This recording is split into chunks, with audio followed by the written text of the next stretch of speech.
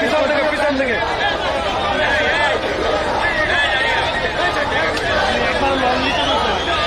Long long হ্যাঁ long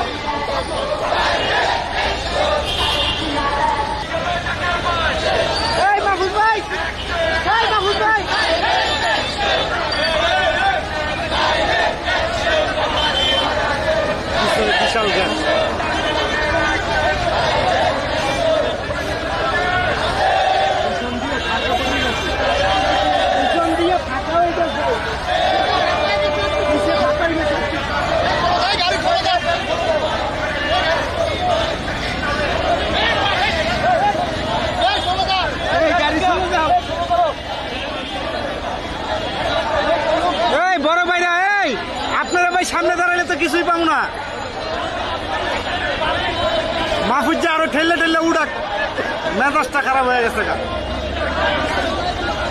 আপনারা মনে রাখবেন যে দেশে আওয়ামী লীগের অপকর্ম, দুঃশাসন, গুম, খুন এবং গণহত্যার বিচার হতে হবে। আওয়ামী লীগ কোন রাজনৈতিক শক্তি নয়। অতএব বাংলাদেশের বিচারে তাদেরকে ফেস করতে হবে। তারপরে গণতন্ত্র এবং এদেশের গণমানুষের সরকার রাষ্ট্র গঠন করবে এবং যে সমস্ত নৈরাজ্য যারা সৃষ্টি করেছে তার পরিপূর্ণ তদন্ত এবং বিচার করবে। সেটাই হচ্ছে আমাদের অবস্থান। আমরা তত সময় পর্যন্ত সজাগ থাকতে চাই, সক্রিয় থাকতে চাই, রাজপথে থাকতে চাই, যত সময় পর্যন্ত দেশের মানুষের ভোট দিয়ে তাদের সরকার প্রতিষ্ঠিত করতে না পারে। আপনারা মনে রাখবেন, ঢাকা 10 আসন, বিশেষ করে ধানমন্ডিতে আওয়ামী লীগের কিছু জাতীয় স্থাপনা আছে, যার ফলে সেইটাকে কেন্দ্র করে আওয়ামী লীগ বিশৃঙ্খলা, নৈরাজ্য সৃষ্টি করার চেষ্টা করার পায় তারা করছে। আপনারা রাজপথে আগামী দিনে ছিপে থাকবেন, সজাগ থাকবেন, যে কোনো নৈরাজ্যের বিরুদ্ধে রুখে দাঁড়াবেন। মনে রাখবেন, যত সময় পর্যন্ত এই অন্তর্বর্তীকালীন সরকার জনগণের সরকার, সকল রাজনৈতিক দলের ঐক্যমতের সরকার, আমরা এই সরকারকে সফল দেখতে চাই এবং এই সরকার সফল হওয়ার জন্য যা যা পদক্ষেপ গ্রহণ করবে জনস্বার্থে, তার সাথে বিএনপি এবং সাধারণ মানুষের সমর্থন রয়েছে। সরকারকে ব্যর্থ করার চেষ্টা যদি আওয়ামী লীগের দুষ্কৃতিকারীরা করে, তাহলে আমরা যার যার অবস্থান থেকে প্রতিবাদ করবার জন্য, প্রতিরোধ করবার জন্য প্রস্তুত থাকবেন।